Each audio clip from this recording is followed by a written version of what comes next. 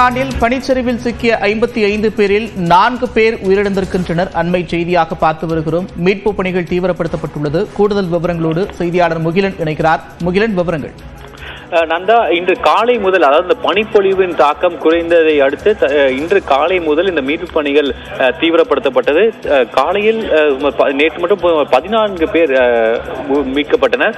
அதில் சுமார் 8 பேரை, அதை தவிர 8 பேரை தேடுவதற்கான அந்த மீட்பு பணிகள் நடைபெற்று வந்தது.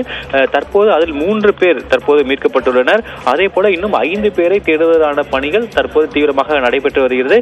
மிக முக்கியமாக இந்த புதையுண்டவர்களில் சுமார் 57 பேரில் தற்போது 4 பேர் உயிரிழந்திருப்பதாக தற்போது தகவல் வெளியாகியிருக்கிறது. தற்போது வரை சுமார் 50 பேர் தற்போது வரை அவர்கள் மீட்கப்பட்டுள்ளனர்.